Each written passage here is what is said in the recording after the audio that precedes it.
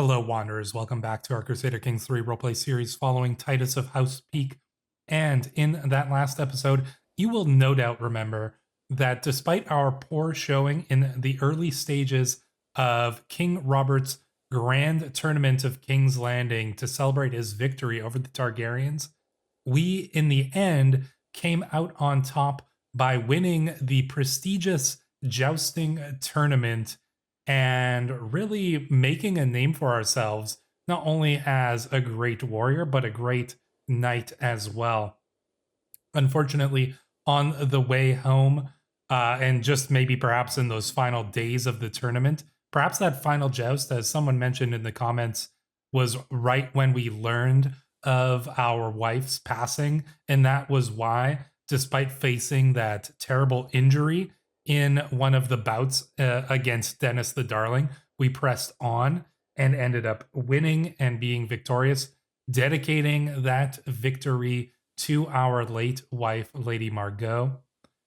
That was a tragic end, but also a good end to what was surely one of the great tournaments of this generation. Upon returning home, we were named captain of Lord Paramount Mace Tyrell's household guard. Indeed, we are now captain of the guard of the Reach, which is an extremely prestigious position. And we have attained that position and are now using it in order to push forward some of our own goals as well. We have informed Mace Tyrell of the activities of the Lord of Dunstonbury and of Orchard Way, and the fact that those predilections of theirs have put them in a little bit of hot water. Unfortunately for them, that means that they will need to be duly arrested, and we have asked the honor to do so ourselves. So we have been granted that permission, and we are going to go to Dunstonbury to arrest Lord Bradwell for the crime of sodomy. Yes, indeed. That is, well, dastardly within the Game of Thrones universe. So we are going to do our due diligence and perhaps get a little bit of our own plans out of the way here as well. So we are going to declare war on the Lord of Dunstonbury. We're going to go there with our army to his castle to arrest him. One could presume that he might not go willingly. I mean, the punishment for these crimes might not be something that he wishes to accept. So we're going to go there with our army.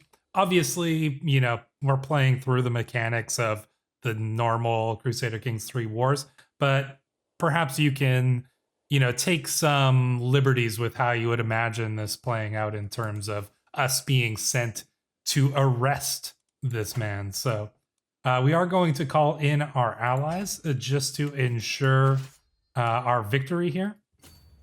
And once our army is called up, we will go to arrest the man. We're going to lead the army ourselves. We do have our, and I must say, quite dashing Sir Carrick Darrowson here alongside us, who is a formidable fighter. I don't know when this happened.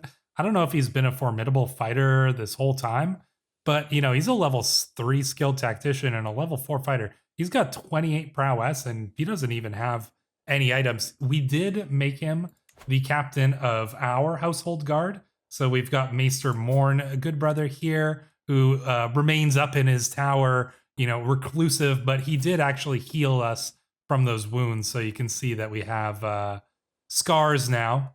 We did heal up from our wounds, so thanks to Maester Morn here.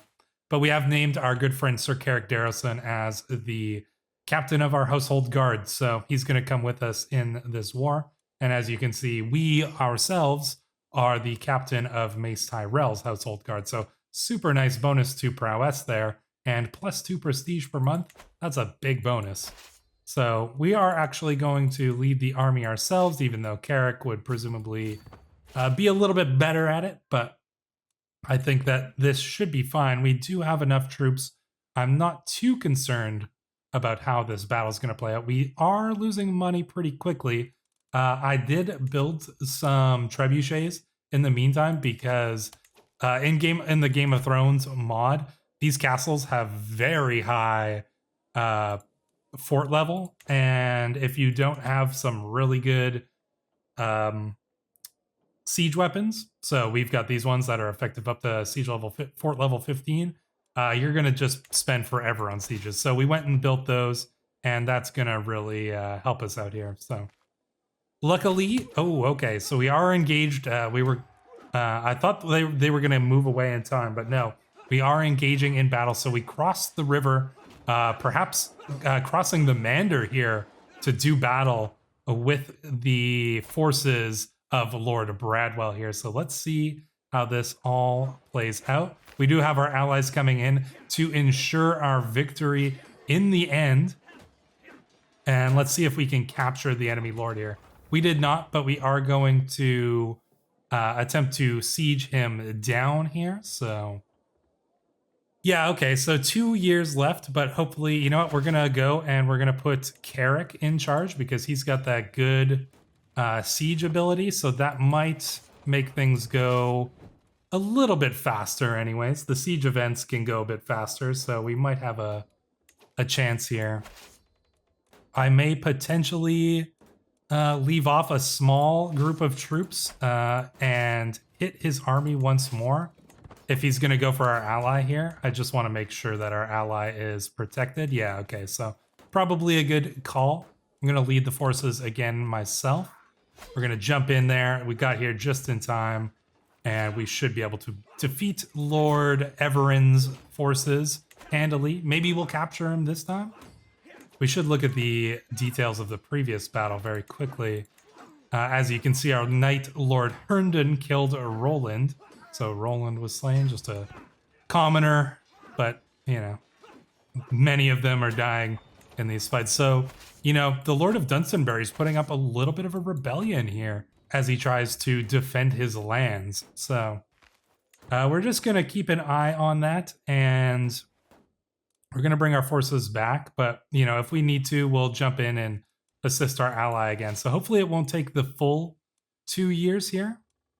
If we're lucky, we're gonna get we're gonna capture the enemy commander here. He's probably leading his forces, you know, like hiding out with some lords who perhaps owe him favors and stuff. I could imagine him, you know, going from castle to castle with his small band of knights and retainers and trying to, you know, hold on as long as he can while we besiege his castle here. So let's see what he's gonna do here. He's probably going to go for our small little army. So we're going to go in and just ensure that that doesn't happen. Now he's going to go for our ally. Let's, we're just trying to, like, head him off here. We're not making much progress on the siege, though. So, you know what? I'm going to give him a second here to lock in and go for our ally. There we go. Now we should be able to jump in time and assist with this fight. There we go. So perhaps we'll get his forces finished off here. I think he'll probably still have some survivors. He's got no captains left. So let's take a look at this battle here. Indeed, Master Turquin of Silver Basin was slain, and he's just got no more knights left. So his troops really, all of his good retainers and warriors have been slain. So really, we do have a pretty good chance here of... okay, I'm gonna go and take our forces here, and I wish my ally hadn't... we messed that up. All right. You know what? Let's all just siege this down as quickly as we can here. We're gonna build our army all the way back up. Carrick's in charge. Yeah, we're losing some money, but we do need to fulfill the duty of justice here, so that's what we're going to do.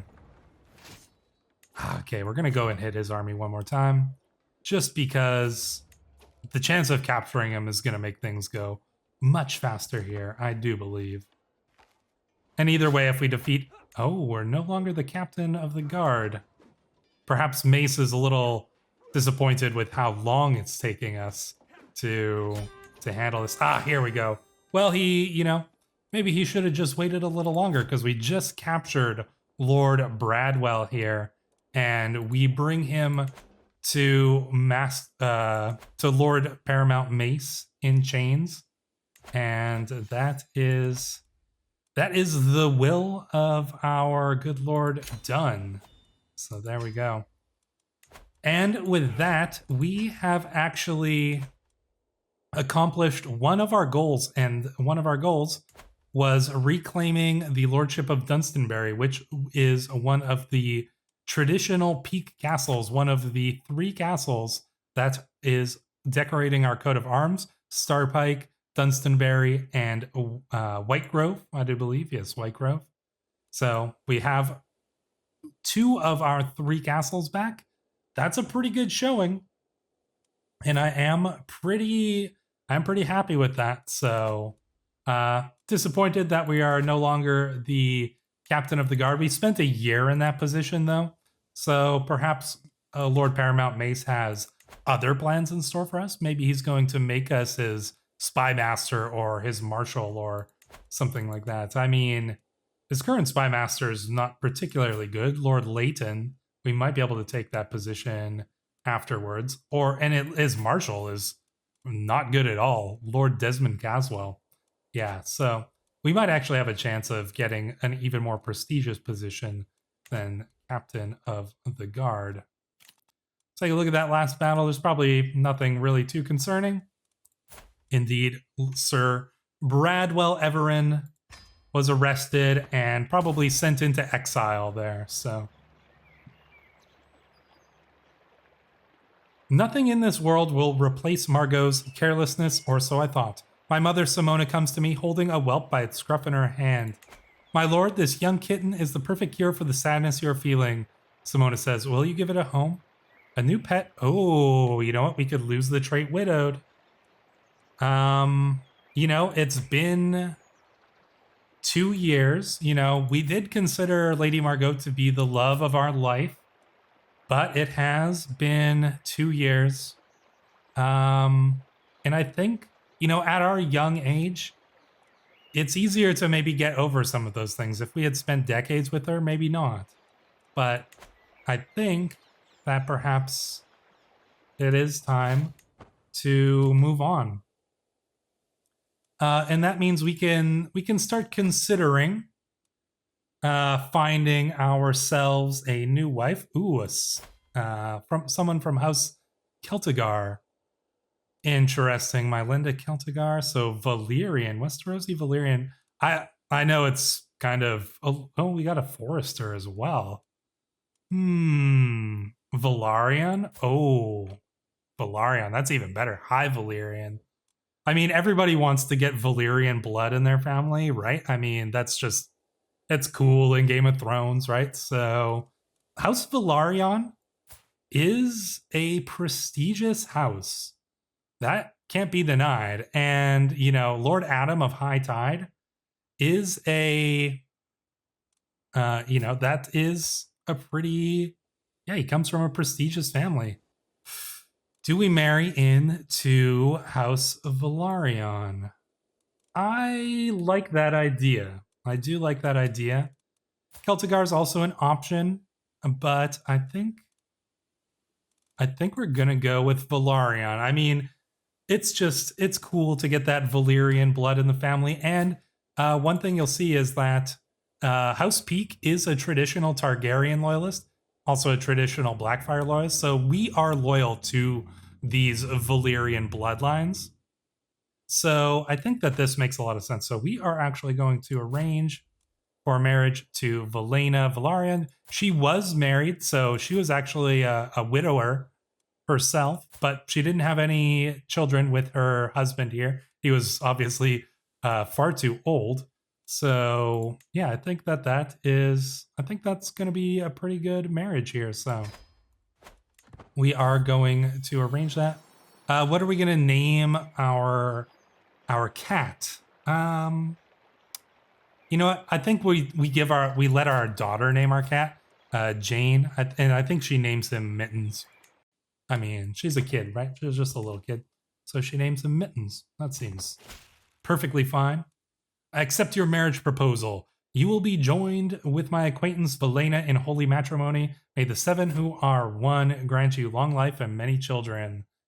So indeed, we are going to be wed to Velena Valarion here. So yeah, that could be cool. And maybe we'll get a cool, Valyrian blooded son and heir here from our wife. I suppose we shall see.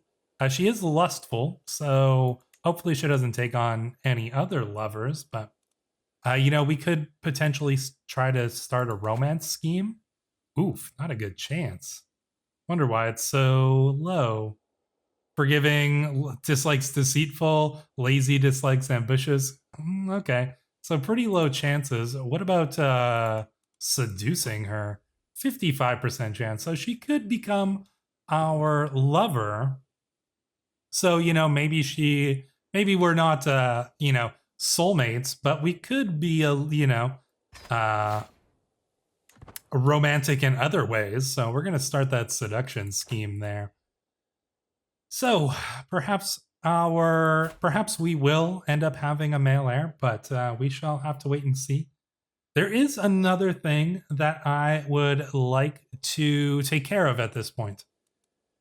And that is John Roxton here. Indeed, John Roxton, he has come of age. He's 18 years old. He's a pretty skilled fighter, and he wields this sword, Orphan Maker, which is, yes, I will admit, the traditional sword of House Roxton.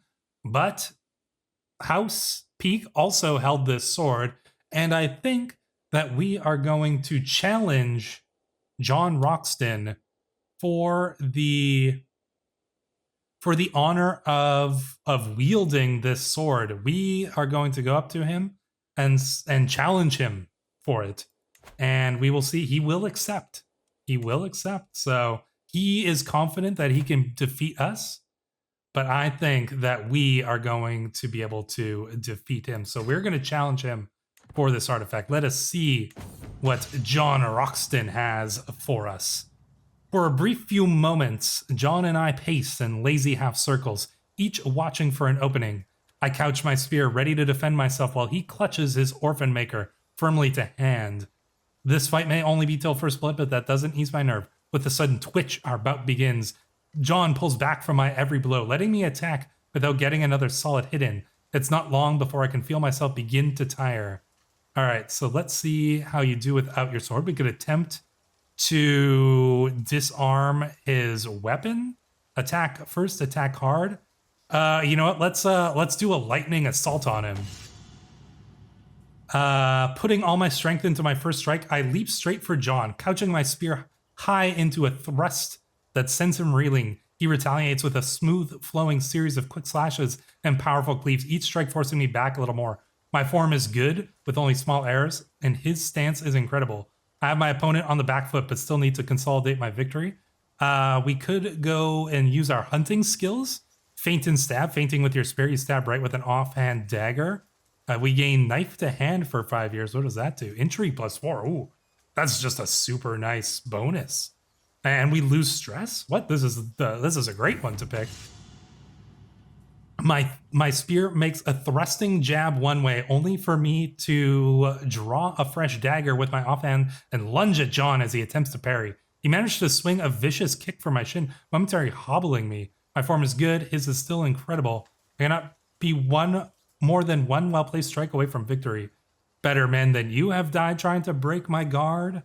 Let's see how well you do without your sword. Do you think you can beat someone as famous as me? No increase to our likelihood of success. Now I think we're going to say, better men than you have died trying to break my guard. Indeed, we faced some of the greatest warriors of the Seven Kingdoms in that tourney. My spear is a better protector than any shield, parrying, countering, and guarding against John's every move. Wherever he moves his sword, my spear is there waiting. He counters with a fierce hail of quick slashes, almost running me through repeatedly. My form is excellent, with little chance for mistake. I have my opponent on the back foot, but still need to consolidate my victory. Strike, parry, riposte!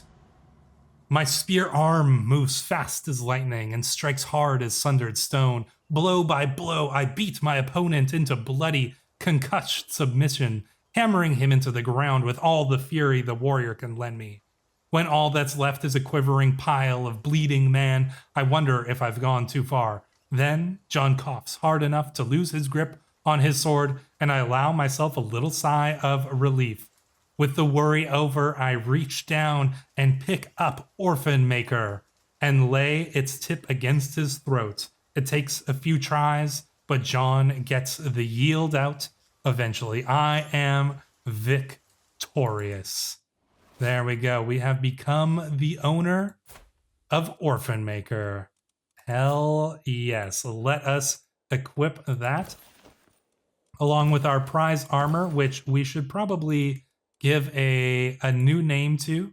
We're going to call that, we'll just call it the Peake armor. Indeed, it is Peake quality armor. So there we go. Take a look at that. So we have Orphan Maker, a Valyrian steel sword in hand, a nice suit of armor that we won in that tournament. We are pretty decked out indeed. We are actually doing pretty well for ourselves. Things seem like they were going pretty bad for us in that second episode, but suddenly things are turning around quite a bit. I just noticed that our wife sucks at basically everything, but she did boost up our she did boost us up enough to get 2 holdings here, so luckily we can hold both of these without any penalties, so she's just good enough. But really, if she brings us a son, then that's really all that matters. But yeah, things are going surprisingly well for us. You know, we're a little bit in debt, but we can make that back up. We have our sword. We have almost all our lands. The next thing we need to do is go up against Orchard Way, but we're going to have to wait just a little while for that, I suspect. What do we do in the meantime? Well, we can station a man-at-arms regiment. Let's probably station... Ooh, a spy. Alessandra has discovered a spy. Corwin was caught searching for secrets in the darkest corners of my court. Who sent you?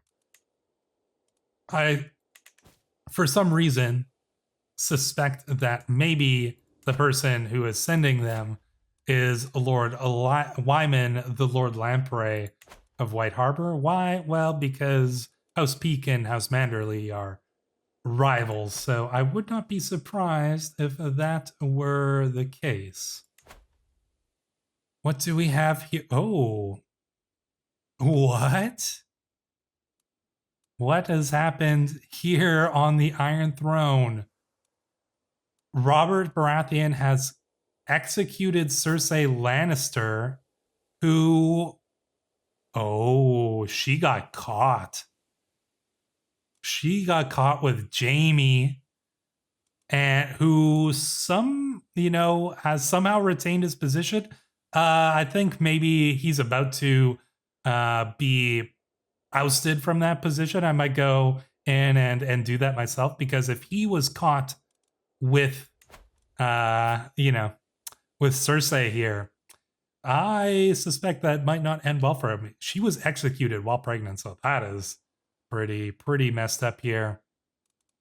She did have a son who looked like it was one of Robert's children here. Yeah, with the black hair. So that was a Baratheon son, but who died as an infant. So, and Princess Myrcella here, well, she's got the Lannister looks. Interesting things going on in the Iron Throne. I mean, Robert himself is a deviant adult fornicator. I'm very curious. Oh yeah, look at this. Jaime is his rival, and so is Tywin.